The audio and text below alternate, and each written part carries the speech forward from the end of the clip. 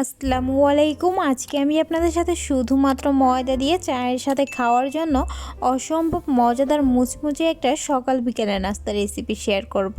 আর এই নাস্তাটি আপনারা চাইলে কিন্তু একবারে বেশি করে তৈরি করে প্রায় 15 থেকে 20 দিনের মতো সংরক্ষণ করতে পারবেন।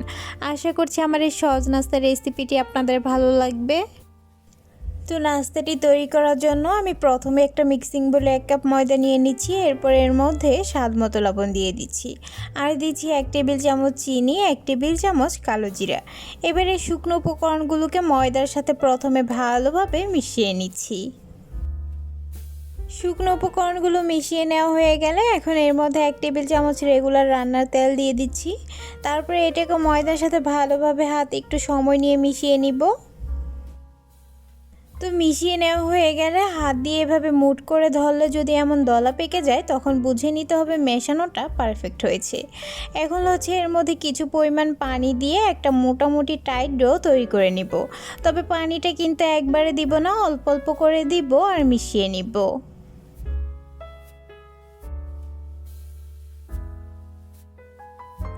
তো আমার টাইট একটা ডো তৈরি করে নেওয়া হয়ে গেছে। এবার এটাকে ঢেকে রেস্টে রেখে দিব 10 থেকে 15 মিনিটের জন্য। ফিরে এলাম 15 মিনিট পর। এরই মধ্যে ডোটা খুব ভালোভাবে সেট হয়ে গেছে। এখন এই ঢাকনাটা খুলে ডোটাকে কিছুক্ষণ মথে নিচ্ছি।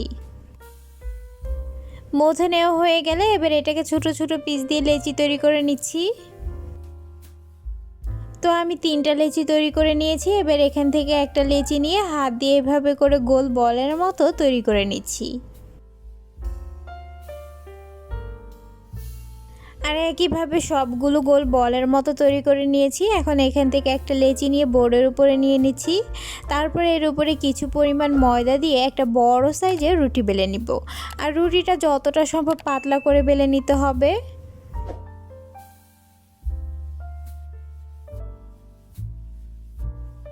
তো রুটিটা আমার বেলে নেওয়া হয়ে গেছে। এবার এর উপরে কিছু পরিমাণ তেল দিয়ে দিচ্ছি।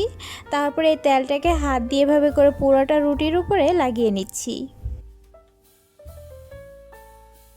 তেলটা লাগিয়ে নেওয়া হয়ে গেলে এখন এর উপরে কিছু পরিমাণ ময়দা দিয়ে ময়দাটাকেও হাত দিয়ে এভাবে করে পুরোটা রুটির উপরে ছড়িয়ে দিচ্ছি।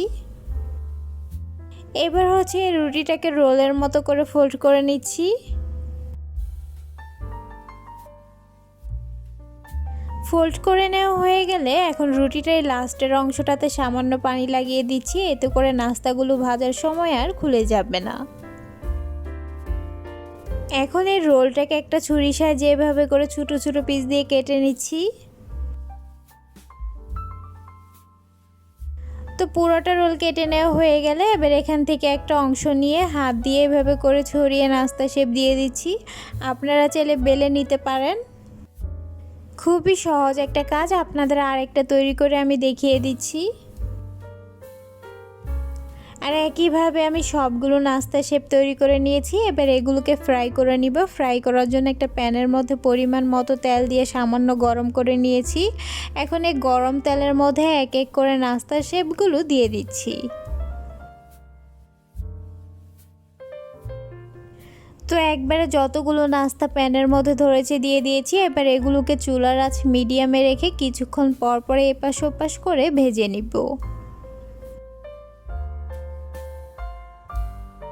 আর এইভাবে এপাশ ওপাশ করে ভাজতে ভাজতে একটা সময় দেখা যাবে যে এর মধ্যে সুন্দর একটা গোল্ডেন ব্রাউন কালার আর ক্রিস্পি করে ভেজে নেওয়া হয়ে গেছে।